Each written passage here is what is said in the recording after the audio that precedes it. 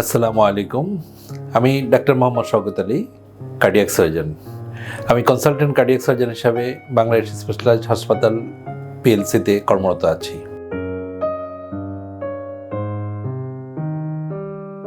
আমরা আজকে কথা বলবো এন্ডোস্কোপিক ভেইন হারভেস্টিং নিয়ে। এটা খুব এর নামকরণ থেকে বোঝা যায় জিনিসটা কি। এন্ডোস্কোপিক মানে হলো, এন্ডোস্কোপ মানে হলো ছোট একটা যন্ত্র যেটা নাকি ছিদ্র করে শরীরের বিভিন্ন জায়গায় প্রবেশ করানো যায়।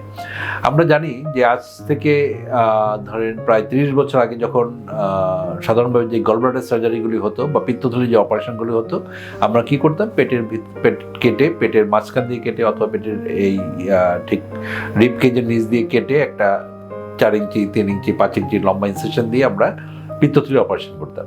কিন্তু আজকে যদি আপনারা দেখেন যে গত 5 বছর, 10 বছর, 15 বছরের মধ্যে যদি পরিচিত কারো পিত্তথলির অপারেশনের খোঁজ নেন, দেখবেন যে তার পেট কেটে অপারেশন করেনি, তাকে ছিদ্র করে নিয়েছে, ল্যাপারোস্কোপিক্যালি বলা হয় গলব্লাডারের ক্ষেত্রে।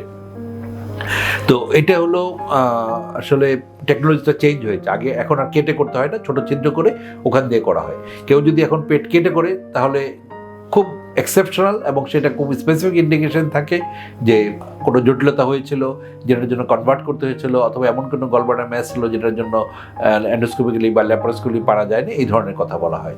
আপনি খুঁজে পাবেন না যে পেট কেটে আর এখন গলব্লাডার অপারেশন করা। রোগীরাও জানে এবং কোনো ডাক্তারও করতে চায় না, এবং সব ডাক্তারই অলমোস্ট এখন যারা জেনারেল সার্জন, যারা প্র্যাকটিস করেন, তারা এন্ডোস্কোপিক বা ল্যাপারোস্কোপিক সার্জারিটাকে রপ্ত করে নিয়েছেন।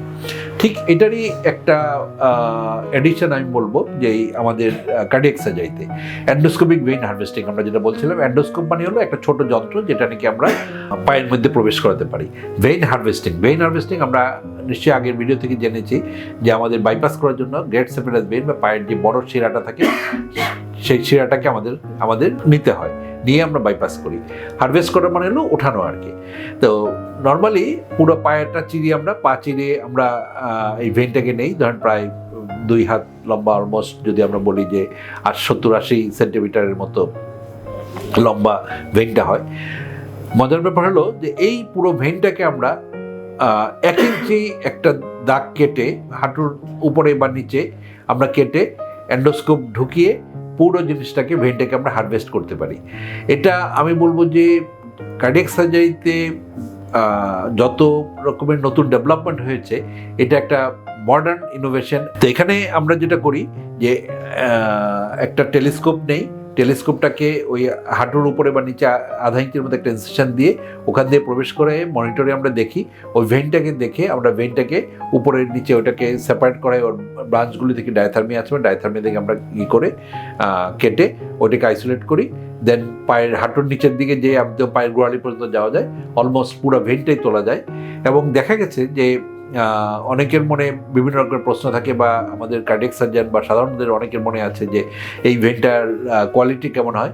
এটা প্রুভড হয়েছে অলরেডি যে it is as good as the open vein. আমরা সাধারণভাবে যে ভেইনগুলি নেওয়া হয় সেই ভেইনের মতো এটা গুড কোয়ালিটি।